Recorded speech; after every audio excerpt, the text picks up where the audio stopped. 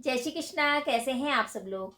शुक्र का राशि परिवर्तन हो रहा है। शुक्र का राशि परिवर्तन 7 मार्च को हो रहा है कुंभ राशि में, यानी कि अपने मित्र की राशि में हो रहा है और ये रहेगा 31 तारीख तक, यानी 7 मार्च से लेकर 31 मार्च तक शुक्र जो है शनि के साथ होंगे। अब मजे की बात यह है, ये जो संयोग है ये 30 साल बाद बन रहा है, तो ये बड़ा शुभ संयोग है, क्योंकि शुक्र जो है वो सुखों के कारक तत्व हैं, सुख दिलाते हैं। वहीं जो शनि है वो कर्म के हैं, न्याय के हैं। तो जब इनका कॉम्बिनेशन होगा तो बड़ा अद्भुत संयोग बनेगा और सभी राशि वालों को कुछ ना कुछ अच्छी चीजें मिलेंगी, यानी अच्छी अपॉर्चुनिटी मिलेगी। क्योंकि शनि बोलेंगे कि न्याय करो, मेहनत करो, वहीं शुक्र बोलेंगे कि अगर मेहनत के बाद थोड़ा सा आराम भी कर लिया, सुख भी ले लिया तो क्या हो जाएगा, कोई हर्जा थोड़ना है। तो ये कॉम्बिनेशन बड़ा मजे का कॉम्बिनेशन होने वाला है। तो अब हमारी राशि पे किस तरह से प्रभाव पड़ेगा उसके बारे में बात कर रहे हैं कि शुक्र और शनि का जब कॉम्बिनेशन होगा 7 मार्च से लेकर 31 तारीख तक, तो कैसा रहेगा। राशिफल स्टार्ट करने से पहले जैसे मैं हमेशा बताती हूँ, ये राशिफल आप चंद्र राशि के अकॉर्डिंग देखिए। ग्रहों का जो गोचर होता है वो चंद्र राशि के अकॉर्डिंग ही होता है। तो चलिए स्टार्ट करते हैं। लेते हैं मेष राशि से। मेष राशि वालों के लिए ये शुक्र का और शनि का कॉम्बिनेशन क्या कुछ लेके आया है। देखिए, ये जो कॉम्बिनेशन है ये आपके धन भाव 11वें स्थान में।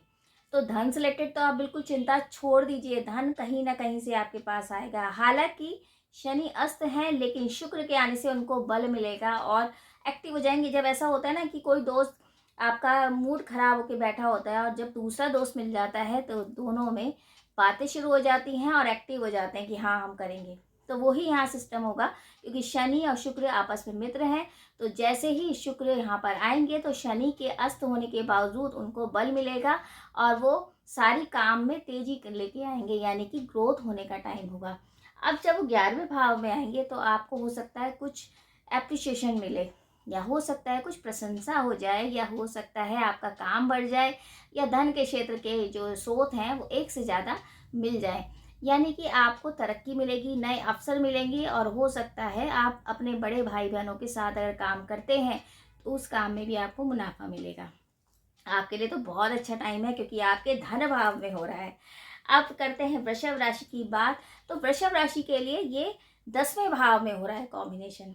देखिए, 10वां भाव कर्म का होता है, तो यानी कि मेहनत तो करा ही रहे हैं शनिदेव आपसे, लेकिन साथ में सुख भी मिलेगा, साथ में थोड़ा आराम तलबी भी आपको मिलेगी, यानी आप आराम तलबी हो जाएंगे और आपको लगेगा कि थोड़ा आराम कर लें तो क्या बात है। तो वो अवसर भी आपको मिलते रहेंगे, सुखों में वृद्धि होगी। अगर आप प्रमोशन के लिए परेशान थे, आप मतलब ये सोच रहे थे कि नया कारोबार शुरू करना है, पैसा अटका हुआ है, वो सारी चीज़ें आपकी होंगी। तो वृषभ राशि के लिए तो विशेष कर, क्योंकि शुक्र वृषभ राशि के स्वामी हैं, तो आपके लिए तो बहुत अच्छा टाइम है। अब करते हैं मिथुन राशि की बात। मिथुन राशि में तो भाग्य भाव में एक कॉम्बिनेशन आ रहा है। अब भाग्य भाव यानी भाग्य में बढ़ोतरी, सबसे बड़ी बात यात्राओं से लाभ, और यात्राएं आपकी बहुत होने वाली हैं। धर्म की यात्रा भी होंगी, विदेश यात्रा भी हो सकती है। और अगर आप गुरुजनों के साथ कहीं जाना चाह रहे थे, अगर ये लग रहा था आपको कि बहुत दिन से तीर्थ यात्रा नहीं हो पाई है, तो वो भी होगी। तो ये जो टाइम है ना, आपका भाग्य पूरी तरह से सहयोग देगा। आपके रुके हुए काम होंगे, केस कोर्ट कचहरी वाले जो काम है वो सारे निपटेंगे, यानी कि कोई तरह का टेंशन आपको नहीं है। ये जो टाइम है ना, इसको यूटिलाइज करिए, बहुत अच्छा है, भाग्य आपको सपोर्ट करेगा। चतुर्थ राशि कर्क राशि की बात करते हैं। तो कर्क राशि में शुक्र जो है अष्टम में आ रहे हैं, वो भी शनि के साथ। हालांकि ढैया चल रही है, लेकिन फिर भी धन दे जाएंगे। कहीं पैतृक संपत्ति से अगर आपको लाभ नहीं हो पा रहा है तो वो हो पाएगा, वो केस आपका खत्म हो सकता है, वहां से आपको प्रॉफिट हो सकता है। लेकिन अष्टम में है वो भी तब होगा जब आप साधना करेंगे, यानी अगर मंत्र करते हैं या ये जगदम्बे की पूजा अर्चना करते हैं, माँ भगवती की जितनी पूजा करेंगे, इस टाइम आपको प्रॉफिट होगा, रुका हुआ धन भी आएगा। जो आप हेल्थ से रिलेटेड परेशान थे वो प्रॉब्लम भी दूर हो जाएंगी। लेकिन साधना के बगैर कुछ नहीं मिलेगा, यानी कि शनि भी अष्टम में और शुक्र भी अष्टम में। तो आपको केवल भक्ति पे ध्यान देना है, और जब भक्ति पे ध्यान दोगे तो आपका काम होता चला जाएगा। तो थोड़ा सा आपको स्पिरिचुअल बनना पड़ेगा, शॉर्टकट बिल्कुल नहीं करना है, शेयर मार्केट में इन्वेस्ट नहीं करना है। ध्यान देने का थोड़ा सा समय है, लेकिन आपको प्रॉफिट हो सकता है अगर भक्ति में लगे हैं। अब बात करते हैं सिंह राशि की। सिंह राशि में 7वें घर में, यानी 7वें घर में शुक्र शनि और थोड़े टाइम के लिए सूर्य भी होंगे वहाँ पे। तो इसका मतलब ये है प्रॉफिट तो है आपको, लेकिन जीवन साथी से मनमुटाव हो सकता है, क्योंकि सूर्य थोड़ा सा गुस्सा दिला देंगे, कटुवाणी कर देंगे, तो उस चीज़ का आपको ध्यान रखना है। वरना प्रॉफिट है आपको, पार्टनरशिप में प्रॉफिट है। अगर आप सही तरीके से चलते हैं तो धन के योग बने हैं, शश नामक राजयोग भी बनेगा, क्योंकि केंद्र में बैठेंगे शनि और वहीं शुक्र आ जाएंगे, और मित्र राशि में है तो सपोर्ट करेंगे। मित्रजन आपकी जो हैं वो सपोर्ट करेंगे, वाइफ हैं या आपके हस्बैंड हैं, दोनों एक दूसरे को कोऑपरेट करेंगे। लेकिन वहीं अगर आप कुछ कटु वचन बोल देते हैं तो लड़ाई झगड़े संभव हैं, तो थोड़ा सा अपनी वाणी पे कंट्रोल करना पड़ेगा। वहीं बात करते हैं हम कन्या राशि की। कन्या राशि में छठे भाव में है। अब छठे भाव को तो हम वैसे रोग शत्रु का कहते हैं, लेकिन शनि फिर भी यहाँ बल दे देंगे, यानी कि शुक्र आने पे बल मिल जाएगा उनको, तो आपके जो रुके हुए काम है वो होंगे। लेकिन स्वास्थ्य का ध्यान रखना पड़ेगा, स्वास्थ्य लिहाज से आपको थोड़ी सी गड़बड़ हो सकती है। बाकी आपके जो कर्जे थे वो मुक्त होंगे, नई दिशा मिलेगी काम की, और जो शत्रु थे वो परास्त होंगे। बस थोड़ा सा सेहत से रिलेटेड आपको सतर्क रहना पड़ेगा।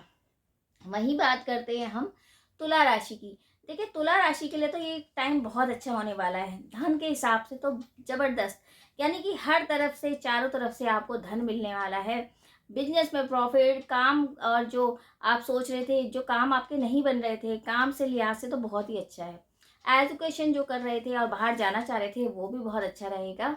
बस थोड़ा सा संतान के स्वास्थ्य को लेके आप चिंतित हो सकते हैं, अदरवाइज शुक्र तो आप ही की राशि के स्वामी हैं, तो खूब अच्छे से एंजॉय कर पाएंगे। जीवन में कई सारे बदलाव भी हो सकते हैं, बहुत अच्छा टाइम जाएगा। अगर हम करते हैं आठवीं राशि वृश्चिक राशि की, तो वृश्चिक राशि में चतुर्थ भाव में, सुख भाव में शुक्र और शनि का कॉम्बिनेशन, यानी कि थोड़ी नीरसता आएगी, क्योंकि जो शनि की ढैया चल रही है उसके कारण थोड़ा सा आप मन विचलित हो सकता है। लेकिन शुक्र जब आएंगे ना तो बल भी देंगे आपको, काम करने का उत्साह भी मिलेगा, और आपके घर में जो नई चीज़ें नहीं हैं उनको आने का एक अवसर मिलेगा, यानी कि आप नई चीज़ें ला सकते हैं। सुख सुविधाओं में अपने खर्चा करेंगे, और वो खर्चा अच्छा होगा, ऐसा नहीं है, लेकिन फिर भी कहीं ना कहीं आपको थोड़ा सा प्रॉब्लम ये रहेगा कि नीरसता आ गई या उदासीन हो गए। उस चीज़ को अवॉइड करेंगे तो आपकी घर में तरक्की होगी, और नए कारोबार में आप इन्वेस्ट भी कर सकते हैं। तो टाइम अच्छा है, पर थोड़ा सा सोचने की बात है कि आपको नेगेटिव नहीं होना, पॉजिटिव सोचना है। वहीं अगर हम धनु राशि की बात करें, तीसरे भाव में हो रहा है। अब तीसरे भाव में यानी कि पराक्रम में एकदम से वृद्धि हो जाएगी, सुखों में वृद्धि, काम में वृद्धि, और साथ में आपके एंजॉयमेंट भी होगा, यानी कि भाई बहनों से जो मनमुटाव थे वो दूर होंगे, आपके सुखों में वृद्धि होगी, और आप नया कारोबार भी स्टार्ट कर सकते हैं, यात्राओं से लाभ। और सबसे बड़ी बात यह है, मीडिया क्षेत्र में आप काफ़ी तरक्की कर सकते हैं, तो आपके लिए तो टाइम बहुत अच्छा जाएगा। वही बात करते हैं मकर राशि की। देखिए, मकर राशि के लिए कैसा जाने वाला है। मकर राशि के लिए दूसरे स्थान में यानी धन भाव में शुक्र आ रहे हैं, तो बहुत बढ़िया रहेगा। सही जो डिसीजन आप नहीं ले पा रहे थे वो सही हो जाएंगी, जो भी मतलब आपको कंफ्यूजन था वो डिसीजन आप ले पाएंगे। धन में वृद्धि होगी, धन के आवागमन बढ़ते चले जाएंगे, नए काम में आप मन लगा पाएंगे और दिशा मिलेगी, एप्रिशिएशन मिलेगा, अधिकारी वर्ग से आपको बहुत तरक्की मिलेगी, यानी आपको प्रमोशन भी मिल सकता है, और काम भी आपका बढ़ेगा। काम बढ़ेगा लेकिन धन भी आपके हिस्से में आएगा, यानी आपको मेहनत का फल मिलने वाला है। वैसे भी उतरती हुई साढ़े साती है, तो कुछ ना कुछ तो अच्छा होने ही वाला है। अगर हम बात करते हैं कुंभ राशि की, तो कुंभ राशि में तो आ ही रहे हैं शुक्र, और वो भी लग्न में, यानी कि आपके प्रथम भाव में है शुक्र और शनि। सेहत का ध्यान रखना बहुत ज़रूरी है। सेहत का ध्यान रखेंगे तो इसके अलावा बाकी सारी चीज़ें बहुत अच्छी हैं, जैसे आपको उत्साह भी आएगा, आप में एनर्जी भी आएगी, आप काम भी अच्छा कर पाओगे। लेकिन थोड़ी बहुत आपको सेहत से रिलेटेड दिक्कत हो सकती है, उसका ध्यान रखना है, क्योंकि ऐसा होता है ना, शनि कहेंगे मेहनत करो और शुक्र कहेंगे थोड़ा आराम कर लो, तो उसमें थोड़ा सा अनबन हो सकती है। आप मतलब किसी अधिकारी वर्ग से लड़ाई झगड़े मोल ले सकते हो, लेकिन वैसे ठीक है, वाणी पे थोड़ा सा कंट्रोल करना पड़ेगा, अदरवाइज आपके जीवन में बदलाव आने का समय है। और ये जो दूसरी ढैया चल रही है, यानी दूसरा चरण चल रहा है आपका, ये टोटली चेंज हो जाता है, यानी शनि की साढ़े साती का दूसरा चरण एकदम चेंज कर देता है, जीवन में काफ़ी बदलाव आ जाता है जीवन में, और हो सकता है ट्रांसफ़र हो जाए, लेकिन है ये टाइम बहुत अच्छा। अब करते हैं अंतिम राशि मीन राशि। देखिए, मीन राशि में तो है 12वें स्थान में, यानी कि खर्चा तो बहुत है, लेकिन एंजॉयमेंट भी बहुत है, ऐसा नहीं है। अगर विदेश रिलेटेड आपको जॉब से रिलेटेड ऑफर आते हैं तो बिल्कुल आप ले लीजिए। बिल्कुल आपको ये समर्थन में सारी चीज़ें जाएंगी, आपके जीवन में बदलाव भी आएंगे। हो सकता है कुछ कर्जे जो हैं वो आपके मुक्त हो जाएं। शनि और शुक्र का कॉम्बिनेशन आपके घर में वाहन सुखों की बरसात कर सकता है, अगर थोड़ा सा आप ध्यान रखते हैं, क्योंकि शनि की 7.5 भी चल रही है, तो सेहत से रिलेटेड दिक्कत हो सकती है। अगर उन चीज़ों का ध्यान रखेंगे तो घर में सुख भी आएंगे, आप सुखों में इन्वेस्ट कर पाओगे। तो टाइम आपके लिए भी अच्छा है, बस 7.5 का ध्यान रखना है। तो ये तो था शुक्र का शनि की राशि में परिवर्तन हो रहा है तो क्या कुछ लेके आ रहा है। अगर हम उपाय की बात करें तो इस टाइम ना आपको शुक्र और शनि दोनों के उपाय करने चाहिए। किसी नीडी पर्सन को आपको कुछ काली और सफ़ेद चीज़ें जरूर देनी चाहिए। माँ जगदम्बे की अगर पूजा करते हैं, दुर्गा कवच का पाठ करते हैं, तो निश्चित ही आपको तरक्की मिलती है, आनंद की प्राप्ति होती है। और शनि देव तो वैसे भी न्याय के हैं देवता, तो न्याय की बात करेंगे, किसी नीडी पर्सन को कुछ खिलाएंगे, ज़रूरतमंद की हेल्प करेंगे, तो शनि देव तो वैसे ही प्रसन्न हो जाएंगे। दोनों के ही उपाय करिए।